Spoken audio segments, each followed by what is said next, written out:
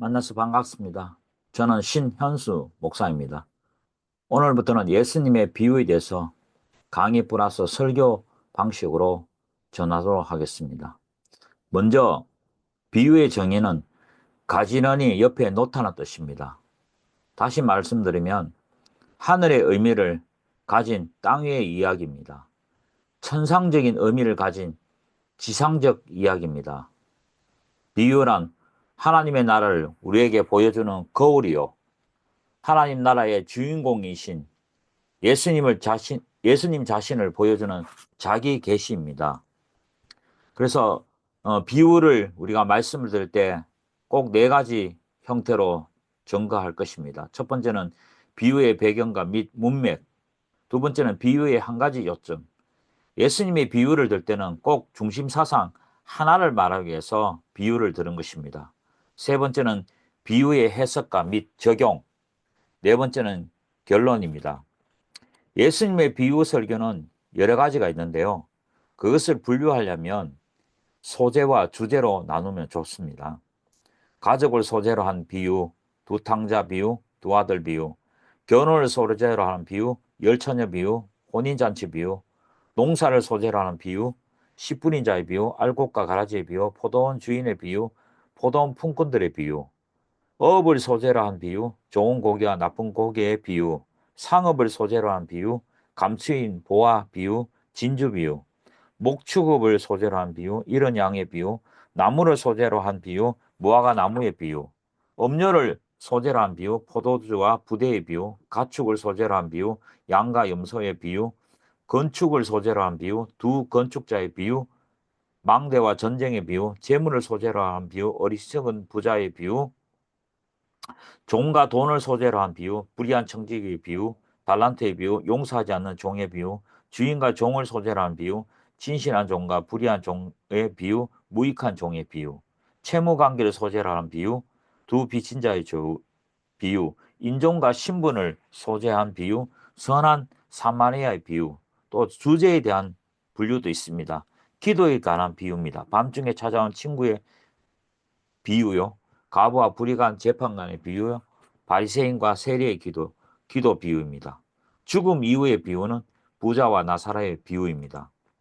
오늘은 집을 떠난 탕자의 비유에 대해서 말씀드리겠습니다. 본문은 누가복음 15장 1절에서 24절인데요. 제가 직접 읽지는 않겠습니다. 워낙 잘 알고 있는 내용이라. 이 비유는 복음 중에 복음이요, 예수님의 비유 중에서 제일 광대한 비유라고 부르기도 합니다. 누가복음 15장의 구조 분석은 4절부터 7절까지 이런 양을 찾는 목자의 비유입니다. 어리석은 죄인에 대해서 말하죠. 8절부터 10절까지는 이런 언전 드라크마에 찾는 여인의 비로소 스스로 깨닫지 못하는 죄인의 비유입니다. 11절부터 31절까지는 이런 아들을 영접하는 아버지의 비유, 알면서도 고의적으로 죄를 짓는 죄인의 비유입니다. 여기서 우리가 삼위일체 하나님을 발견할 수 있습니다. 4절부터 7절까지 이런 양을 찾는 목자의 비유는 아들 예수님이 목자로 오셔서 죄인들의 드린 양을 찾아 다시 집으로 인도하십니다. 두 번째는 성령님은 어떤 여인이 이런 언전 하나를 발견할 때까지 주의 깊게 찾듯이 죄인을 찾습니다. 그리고 아버지 하나님은 자기의 방탕한 아들을 받아들이듯이 회개하고 돌아온 죄인들을 받아들이십니다. 비유의 배경과 문맥은요, 1절과 2절에 있습니다. 세리들과 죄인들이, 여기서 세리가 죄인들이 나옵니다. 바리새인과 서기관들, 율법학자, 서기관들의 눈을 볼 때는 로마 당국에 고용되는 세리들과 도덕적인 죄를 지은 창녀들, 죄인들이라고 스스로 이스라엘의 종교적인 공동체로부터 단절된 자들이며 영적으로 죽은 자들입니다. 이때 예수님께서 당시의 상황을 이끌어내어 소외된 자를 변호하고 자칭 어렵다고 하는 자를 공격하기 위하여 이 탕자의 비유를 가르쳤습니다. 예수님은 세 명의 인물을 통하여 청중들의 성분을 반영시킵니다. 두 번째는 이 비유에 한 가지 요점이 있습니다. 첫 번째는 이는 원래는 탕자의 비유라고 우리가 잘 알고 있는데요. 집 나간 아들에게만 집중하는 것이 아니라 집 나간 아들을 회개했을 때 용서하시고 무한한 사랑으로 베푸신 아버지의 사랑의 비유라고 말할 수 있습니다. 하나님의 사랑은 무조건적입니다. 두 번째는 하나님은 회개한 죄인들을 용서하시고 매우 기뻐하십니다. 세 번째는 하나님의 사랑은 인간의 사랑과 비교조차 할 수 없을 정도로 크고 넓습니다. 그렇다면 이 비유의 해석과 적용이 있습니다. 첫 번째, 오늘 이 주연은 아버지고요. 조연은 큰아들, 둘째 아들이고 엑스트라는 종들과 양돈업자입니다. 둘째 아들이 아버지에게 요구한 것이 무엇입니까? 12절에 보시면 상속을 달라고 합니다. 둘째 아들은 보통 세리들과 죄인들 이방인을 묘사하고요. 첫째 아들은 바리새인과 서기관들, 율법학자들의 유대인을 묘사하고 있습니다. 유대법에 의하면 재산을 상주할 때 큰 아들에게는 전 재산의 3분의 2를, 작은 아들에게는 3분의 1을 나눠주게 되어 있습니다. 그런데 유대에서는 만일 아버지가 살아있게 되면 상속자는 그 재산을 마음대로 사용할 수 없었으며 장사해서 이익을 남긴다 할지라도 역시 아버지께로 돌려야 했습니다. 그러나 이 오늘 본문에 있는 작은 아들은 아버지의 동의가 허락 없이 마음대로 자기 몫을 다 써버렸습니다. 한국적인 생각으로는 아버지가 살아계셔서 상황이 급하면 자식에게 상속할 수 있습니다. 아들 쪽에서도 요청하기 전에 아버지 쪽에서 먼저 상속할 수 있습니다. 그러나 이스라엘 관습은 전혀 다릅니다. 아버지가 살아계실 때는 절대 자식에게 재산을 상속해 주는 법이 없습니다. 아버지가 죽어야 상속이 이루어집니다. 그 이유는 하나님이 주신 기업 때문입니다.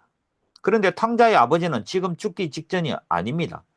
그것도 아직도 정정하고 건강합니다. 갑작스럽게 재산을 물려줄 위기 상황도 아닙니다. 그런데 아들이 이렇게 말합니다.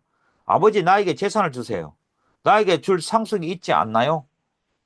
이 말을 거꾸로 말하면, 바꾸어 말하면 유대인들의 입장에서, 관습에서는 아버지 왜 빨리 안 죽고 이렇게 오래 사세요? 빨리 죽어야 내가 재산을 차지할 거 아닙니까? 이런 불효막심한 아들 아닙니까? 둘째 아들의 요구가 결국은 아버지가 죽기를 바라는 것입니다. 둘째 아들 요구에 아버지의 반응은 어떻습니까? 12절에 보면 아버지가 그 살림을 각각 나눠 주었더니, 탕자의 요구가 암시하는 내용에 비춰볼 때 더욱 놀라운 것은 아버지가 이에 동의했다는 것입니다. 중동의 상황에서는 아버지는 아들의 요구 안에 담긴 잔인한 뜻을 깨닫고 아들에게 화를 내고 아들을 꾸짖는 것이 당연합니다. 이 비유의 서론에 묘사된 오늘 제목이 집 나간 탕자의 비유가 아니라 아버지의 사랑의 비유에서 곧 자신을 사랑해 주는 사람을 거부하게까지 하는 자유를 주는 사랑보다 더 극적인 사랑은 상상하기 어렵습니다. 이 캐샤사, 잘라버리기 의식을 이해하지 못하면 오늘 본문의 말씀을 정확하게 이해할 수 없습니다. 이 캐샤사, 잘라버리기 의식은요, 만일 누가 자기의 토지를 이방인에게 팔았으면 그의 친척들이 구운 콩과 땅콩 한 통을 가져와 어린 자녀들 앞에서 콩과 땅콩을 부수고 자녀들은 그가 그의 기업에서 잘려져 나갔다고 선포합니다. 만일 팔아버린 기업이 그에게 다시 돌아오면 자녀들이 그는 자기의 기업에 다시 돌아왔다고 선포합니다. 그와 같이 만일 누군가 자기에게 마땅하지 않는 여자와 결혼하면 그의 친척들이 구운 콩과 땅콩 한 통을 가져와 자녀들 앞에 부수고 자녀들이 부서진 콩과 땅콩을 주워 모으면서 그는 자기의 가족에게 잃어버린 자라고 선포합니다. 그 사람이 그 아내와 이혼하면 자녀들이 그가 자기의 가족으로 다시 돌아왔다고 말한 것이라고 랍빈 문서에 기록되어 있습니다. 가족의 재산을 이방인에게 넘겨드리는 것은 매우 심각한 일입니다. 사회적 결석을 위반한 아들은 매우 가격한 취급을 당합니다. 오늘 이 본문의 비유에서 탕자가 돌아올 때 가족의 재산을 받은 자기의 몫을 이방인들에게 탕진해 버렸습니다. 마을 사람들은 즉시 이 사실을 알게 되고요. 그때는 마을 사람들은 마을 길가에 모여서 구운 콩과 땅콩을 부수고요. 때로는 항아리를 부수고 탕자를 마을 공동체의 결석에서 잘라 버릴 것입니다. 탕자가 행한 것이 자기 아버지께만 잘못한 것이 아니라 그 마을 공동체와 확장된 가족에게까지 잘못을 저지른 행실입니다. 율법에 의하면 아버지를 망령되게 한 자는 돌로 칠 수도 있고요. 가문에서 추방할 수도 있습니다. 아들을 때리고 호적에서 아들의 이름을 없애버려도 아들은 아무 할 말이 없습니다. 그러나 본문은 아버지는 침묵합니다. 이런 말을 때로는 힘없는 전능자란 말로 묘사하고 있습니다. 아버지는 아무 말씀이 없습니다. 아들의 요구를 들은 아버지의 마음은 얼마나 아팠을까요? 속으로만 삭히는 사랑입니다. 이것이 아버지의 사랑입니다. 탕자의 비유를 아버지의 극진한 사랑의 비유라고 하는 것이 옳습니다. 그 앞에 있는 본문에서 15장에서 양을 찾는 목자와 드라카마, 동전을 찾는 여자는 그들의 입장이라면 누구라도 했을 것 같은 일 외에는, 즉 일상적인 일 위에는 다른 일을 하지 않습니다. 그러나 세 번째 오늘 본문의 이야기는 아버지가 취한 행동은 과거의 어느 아버지도 행하지 않는 독특하고 놀랍고 신적인 행동입니다. 둘째 아들이 아버지가 기업을 상속한 후에 어떤 행동을 나타냈습니까? 그 후 며칠이 안 되어 둘째 아들이 재산을 전부 정리하여 떠나기까지 걸린 시간은 그 후 며칠이 못 되은 아주 짧은 기간이었습니다. 예수님 당시에 재산을 처분하는데 보통 수개월에서 수년이 걸리는 일입니다. 그러므로 그 많은 손해를 감수하면서 급하게 물려받은 재산을 처분했을 것입니다. 급매 처분했습니다. 이는 둘째 아들이 아버지를 곁을 떠나 세상 속으로 가고자 하는 열망, 즉 아버지의 영향권에서 벗어나 자유로 마음껏 살고자 하는 열망에 사로잡혀 있을 것입니다. 둘째 아들이 아버지가 얻은 재산 일부를 어떻게 사용했습니까? 다 모아가지고, 이 말은 거두다, 만지다 뜻 위에는 현금으로 바꾸다는 뜻도 있습니다. 작은 아들은 땅과 가축, 물건 등이 급히 팔아 현금을 바꾸고 가지고 갔습니다. 그리고 허랑방탕하여 그 재산을 낭비하더니, 이 뜻은요, 구원받을 수 없는, 전략하지 않고 돈을 헤프게 쓰는 투명히 불량한 뜻을 가지고 있습니다. 그는 며칠 후에 재산을 다 처분한 것을 보면 이미 오래전부터 먼 나라 갈 것을 꿈을 꾸었던 것입니다. 아버지가 살아있는 동안 결코 그 재산을 자식들은 가질 수 없습니다. 비록 재산을 미리 분배했다 할지라도 아버지가 죽기 전에는 그 재산에 손을 댈 수 없을 것입니다. 어떤 경우도 아버지가 죽기 전까지 분배된 재산권도 행사할 수 없다고 미시나에 기록되어 있습니다. 허랑방탕하여 저 재산을 허비하다라는 말씀을 통해서 둘째 아들이 가지고 있는 재산 관리에는 어땠을까요? 우리는 청지기입니다.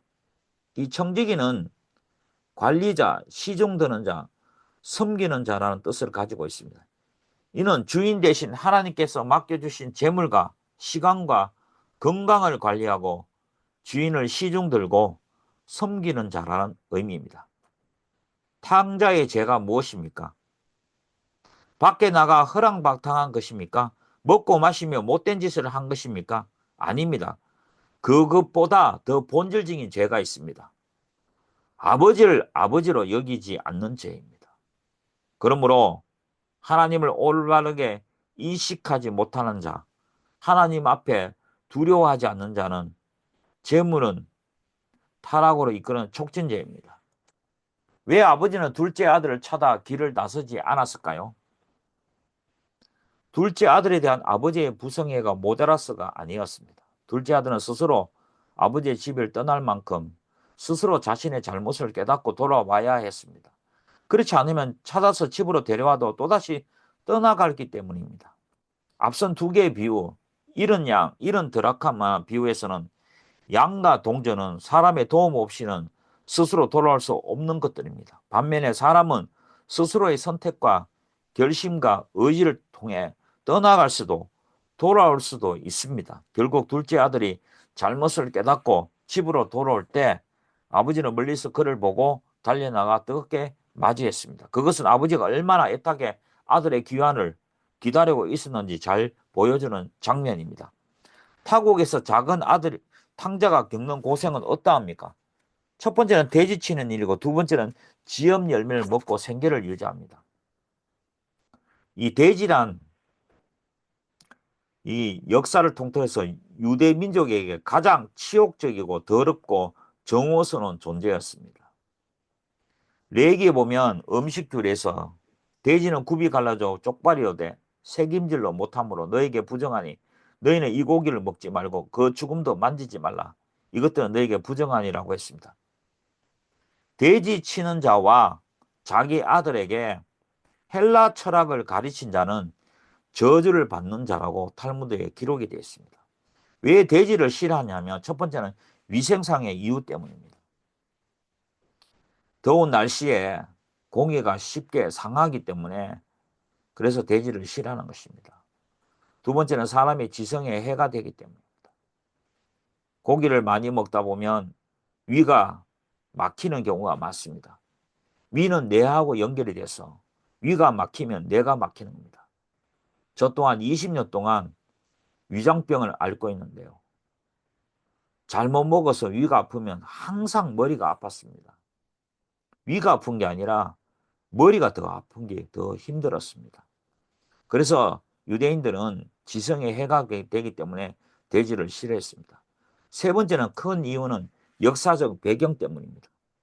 주전 170년경 당시 이스라엘은 시리아 사람들이 다스렸는데 시리아의 안티오코스 4세가 이스라엘을 침략하여 성전에 돼지머리를 잘라 올려놓고 모든 제사장들과 백성들을 모아 그 앞에 절하라고 강요했습니다. 유대인들은 성경 말씀에 의지하여 못하겠다고 했습니다. 그러자 왕은 그 앞에 절하지 않는 사람을 죽였기 때문에 돼지를 몹시 싫어합니다. 또 지엽나무가 있는데요. 그 당시에는 야생 지엽나무가 있고 시리아산 지엽나무가 있습니다. 이 야생 지엽나무는 가시가 있고 땔감으로 사용하고 한 규핏 정도 자라고 열매를 맺히는데 이 검은색이고 맛이 없어 재난시나 비상시 외에는 먹지 않습니다. 그리고 시리아산 지엽 열매는 달콤하고 딸기 같아서 사람들은 평소에 그것을 따먹었는데요. 오늘 본문에 있는 이 둘째 아들은 야생 지엽 나무를 열매를 먹었습니다. 탕자가 집으로 돌아오겠다 생각한 것은 무엇 때문입니까? 17절에 보면 스스로 돌이켜입니다. 자신에게 돌아왔다는 뜻입니다. 성경에서는 항상 돌이켜라마는 회개와 관련된 개념입니다. 돌이켰다는 것은 방향을 바꾸었다는 것입니다. 회개란 말이 신학적 개념으로 방향 전환입니다. 아버지께로 돌아서는 것입니다. 돌아오는 것입니다. 그는 아버지에게서 재산을 나눠달라고 했을 때는 정신이 나가 있었습니다.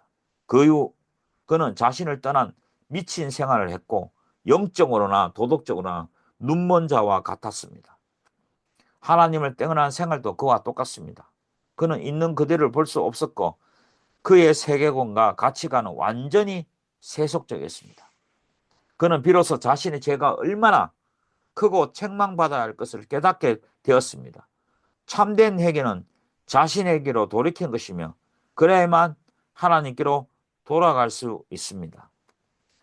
그래서 18절에 보면 내가 일어나 아버지께로 가서 참된 회개는 생각만 관념 속에만 있고 개념만 파악하는 것이 아니라 일어나 아버지께로 가서 일어나 행동으로 옮긴 것입니다. 그는 머뭇거리나 지체하지 않고 곧바로 일어나 집을 향해 발걸음을 재촉했습니다. 생각해보고요. 다음에 바빠서 기도해보고 그렇지 않습니다. 핑계를 대지 않았습니다. 그 둘째 아들의 신앙적인 고백은 첫째는 18절에 보면 하늘과 아버지께 죄를 지었다는 것입니다. 참된 회개는 자신의 죄인임을 솔직히 시인하는 것입니다. 둘째는 더 이상 아버지의 아들이라고 불릴 자격이 없다고 했습니다. 이 패역한 행동에 의해 부자 관계가 깨어졌고 상속분을 다 받았으므로 더 이상 주장할 권리조차 없다는 것입니다. 세 번째는 저를 품권 가운데 하나로 써주십시오라고 말했습니다. 이 아버지와 아들이나 종으로도 합당치 않고 다만 일시적으로 고용되는 날품팔이라도 써달라고 요청했던 것입니다. 그러자 둘째 아들 회개와 결단이 그의 새로운 인생에 미친 영향은 무엇입니까? 20절에 보면 아들과 아버지의 태도가 나옵니다. 아버지를 향하여 발걸음을 옮기는 아들의 행동이 무겁고 어려운 것임에 비해 아들을 맞이하는 아버지의 태도는 무척 단호하고 적극적입니다. 먹지 못해서 핏골이 상접한 아들은 누더기를 걸치고 집으로 걸어오고 있는데 멀리서 아들을 알아본 아버지는 사력을 향해 달려갑니다. 멀리서 보았고 측은히 여겼고 달려갔고 껴안았고 입을 맞추었습니다. 20절에 보면 아직도 거리가 멀리 있는데 작은 아들이 아직 멀리서 머뭇거리고 있는 동안에 그를 보았습니다. 아버지는 작은 아들을 알아보고 달려갔다는 것은 아버지는 아들이 돌아올 것을 포기했다는 것이 아니라 평소에 늘 집 밖에서 이제나 저제나 올까 안타깝게 기다리고 있었다는 사실을 묘사해주고 있습니다. 달려갔다는 행동은 팔레스타인의 상황에서는 매우 이례적인 행위입니다. 이스라엘 사람들은 잘 뛰지 않습니다. 왜냐하면 더운 날씨 때문이죠. 한낮의 더위가 보통 섭씨 40도를 오르내리는 날씨에 뛴다는 것은 상상하기 어려운 일입니다. 두 번째는 의복의 구조 때문에 뛰기가 어렵습니다. 유대인의 옷은 전통적으로 원피스입니다. 위에서 밑까지 통으로 두른 옷을 입고 다닙니다. 이런 옷을 입고 뛴다는 것은 불편하고 벗겨질 위험마저 있습니다. 세 번째는 가장 큰 이유는 땅을 거룩하게 여기기 때문에 뛰는 것을 삼가합니다. 둘째 아들 아버지가 보고 멀리서 보았고 측은히 여겼다는 말은 긍휼이라는 용어로서 창자가 아픈 것 같은 불쌍히 여기는 마음으로 요동쳤다는 것입니다. 그리고 달려갔다는 것입니다. 껴안았다는 거고 그리고 입을 맞추었다는 거고 이 모든 것은 그 아들이 한마디 말도 하기 전에 아버지가 그 아들에게 행한 것입니다. 얼마나 극진한 사랑입니까? 오늘날 어떤 한 신학자가 이런 말을 했습니다. 당신이 언제나 하나님을 향하여 바늘기만큼만 마음만 열면 하나님은 당신을 향하여 금마차 타고 달려 내려갈 준비를 하고 계신다고 합니다. 그렇다면 오늘날 탕자는 누굴까? 달려오시는 하나님이고 오늘날 탕자는 누굽니까? 아버지를 아버지로 여기지 않고 하나님을 두려워하지 않고 세 번째는 소위 축복에만 관심을 두는 그리스도인입니다. 기대만큼 베풀어지지 않는 하나님에 대한 신앙을 구속으로 가깝게 하다가 신앙을 떠나게 합니다. 심지어는 자기가 바라는 이상을 또한 자기가 원하는 복을 받은 후에 미련 없이 하나님을 떠나는 사람도 있습니다. 문제를 놓고서 간절히 매달려 기도한 사람들이 문제가 해결되었을 때 도리어 하나님을 떠나는 경우가 있습니다. 하나님 자신보다는 하나님이 주시는 축복 보따리에 매달리는 것입니다. 아이가 어린데요. 하루 종일 아버지를 기다립니다. 아버지는 일을 하고 집으로 오는 길에 아이들이 제일 좋아하는 통닭을 사고 들어옵니다. 그럼 아빠하고 문을 열고 아기가 아빠에게 달려갈 때 아빠를 맞이하는 것이 아니라 아빠 손에 달려있는 통닭만 들고 자기 방으로 쏙 들어가는 것 같습니다. 이것이 오늘날 탕자요. 우리가 신앙생활하는 것은 하나님 자신을 사랑하고 섬기는 것이 아니라 하나님이 주시는 축복 보따리만 관심이 있는 것입니다. 그것을 주시면 그것만 낼름 먹고 하나님은 섬기지 않는 것이 오늘날 탕자의 모습입니다. 아버지가 돌아온 둘째 아들에게 베풀어 준 것들은 어떤 것이 있습니까? 당시의 간섭에 비추어 상징의 의미는 무엇입니까? 22절에 보면 첫째, 제일 좋은 옷을 입혀 주었습니다. 제일 좋은 옷은 첫 번째 옷이며 잔치나 연회 때 입는 가장 품이 있고 아름다운 어복입니다. 항상 성경에서는 옷을 입었다는 것은 상징적인 의미로는 신분이 변화됐다는 것입니다. 거지 누더기 옷을 걸쳐 입다가 가장 좋은 왕의 아들의 옷을 입히는 것입니다. 22절에 보면 아버지는 종들에게 이르되 어서 빨리 가져오라는 겁니다. 가능한 빨리 불행했던 과거 일을 모두 치워버려라는 것입니다. 어서 빨리 이 누더기 옷을 벗기라는 뜻입니다. 둘째는 손에 가락지를 끼워 주었습니다. 이 가락지는요, 부와 위엄을 의미하는 표시로 그 당시 손에 가락지를 끼워준다는 것은 아버지의 총애를 나타내는 구체적인 표현입니다. 그러므로 돌아온 아들에게 가락지를 끼워주는 아버지의 행동은 이제 그가 다시 아버지의 사랑을 받는 아들로서의 자리를 회복되었다는 것을 나타내는 것입니다. 세 번째는 발에 신을 신겨 주었습니다. 그 당시의 종이나 노예들은 전혀 신을 신지 못한 사실을 통해 종의 신분에서 아버지 아들의 신분, 자유인의 신분으로 회복되었다는 것입니다. 또한 신을 신기는 것은 일하러 밖으로 나가도록 하기 위함입니다. 회개한 자가 다시 옛생활로 되돌아간 것을 막는 가장 확실한 길은 그에게 보람된 일을 하도록 맡기는 것입니다. 할 일이 없고 편하고 빈둥빈둥 놀면 옛생활로 되돌아갈 위험이 있기 때문입니다. 네 번째는 살찐 송아지를 잡아 잔치를 베풀어 주었습니다.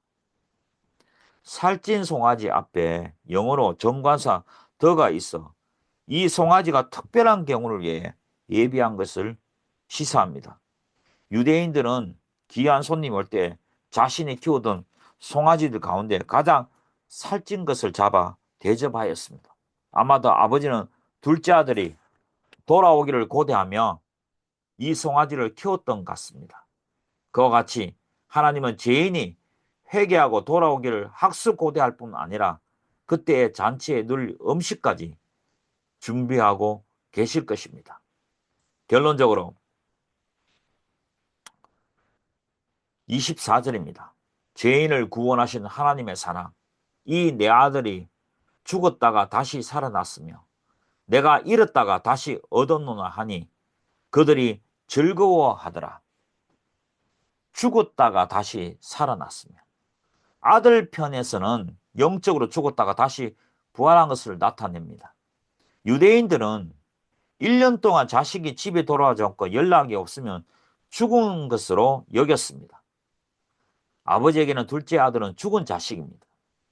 그런데 죽은 것으로 생각한 아들은 다시 돌아왔으니 다시 살아난 것이나 다름이 없습니다.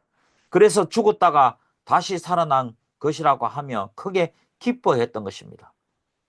아버지를 떠난 것은 죽으며 아버지께 돌아온 것은 생명입니다. 잃었다가 다시 얻었노라. 아버지 편에서는 아들을 잃어버렸다가 실제로는 아들이 스스로 떠난 것이죠. 다시 찾았음을 나타냅니다.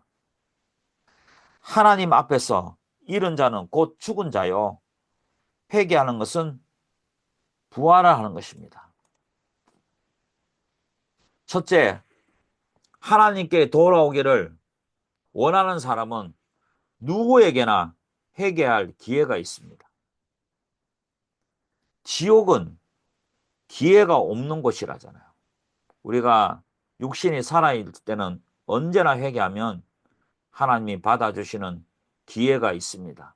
그러나 기회가 언제나 만약에 있는 것이 아니라 우리가 죽으면 끝이 나는 거기 때문에 살아생전 오늘 당장 죄를 자복하고 회개하면 하나님은 우리를 받아주시고 하나님의 자녀로 삼아주시는 것입니다. 두 번째는 하나님의 사랑은 심지어 가장 사악한 죄인들에게도 조차도 은혜를 베풀어 주십니다. 이 세상에 아무리 패역한 죄인이고 사악하고 인간의 이성으로 이해할 수 없지만 하나님은 그런 죄인들조차도 하나님의 사랑과 은혜를 베풀어 주십니다. 마지막으로 지금도 그 사랑은 2000년 전 그 당시에만 있는 것이 아니라 지금도 용서와 사랑을 우리에게 베풀어 주시는 풍성한 하나님이십니다. 우리가 매일매일 죄를 자복하고 회개하며 주님 앞으로 나아가는 심령이 되시기를 바랍니다. 오늘 여기까지 하고 마치도록 하겠습니다. 감사합니다.